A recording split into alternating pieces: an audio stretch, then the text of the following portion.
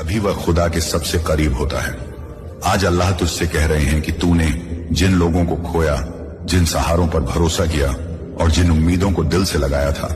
उनका टूट जाना तेरी बदकिस्मती नहीं थी बल्कि मेरी हिफाजत थी, क्योंकि जो साथ छोड़ गए वो मंजिल तक चलने के काबिल नहीं थे,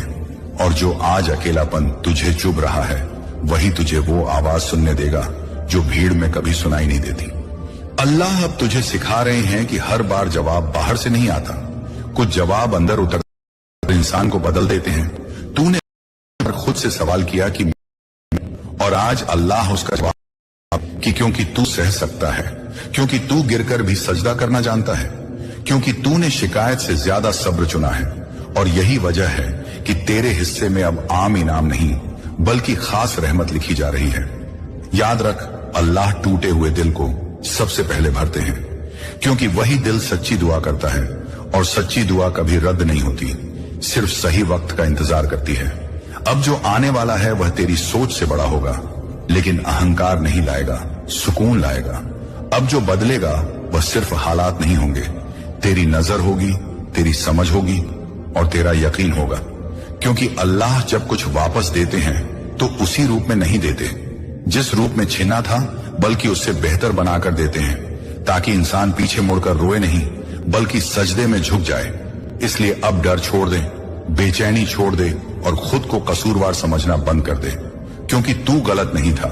तू बस एक ऐसे दौर से गुजर रहा था जो तुझे मजबूत बनाने आया था, और अब जब तू यहां तक आ ही गया है तो समझ ले, अल्लाह ने तुझे छोड़ नहीं दिया बल्कि संभाल लिया है, और बहुत जल्द तू खुद देखेगा कि जो टूटना तुझे खत्म करने आया था वही तुझे उस मुकाम तक ले गया जहां तूने कभी पहुंचने की हिम्मत भी नहीं की थी। इस मोड़ पर पहुंचकर अल्लाह तुझे वो नजर अता कर रहे हैं जिससे तू हालात नहीं बल्कि हिकमत देख पाएगा, क्योंकि अब तुझे सिखाया जा रहा है कि हर देरी नकारा जाना नहीं होती, बल्कि कई बार वही देरी सबसे बड़ी हिफाजत बन जाती है। तू जिन चीजों के लिए जल्दबाजी करता रहा, अगर वो वक्त से पहले मिल जाती तो शायद तुझे संभालना मुश्किल हो जाता। इसलिए रब ने उन्हें रोके रखा और तुझे पहले भीतर से तैयार किया। अब तेरे अंदर वो सब्र पैदा हो चुका है जो बरकत को संभाल सकता है, वो समझ आ चुकी है जो नेमत को जाया नहीं होने देगी, और वही वजह है कि अब जो तुझे मिलने वाला है वो शोर के साथ नहीं बल्कि इत्मीनान के साथ आएगा। अल्लाह तुझे बता रहे हैं कि अब तू दूसरों की तरह नहीं चलेगा, तेरे कदम मकसद से उठेंगे और तेरे फैसले डर से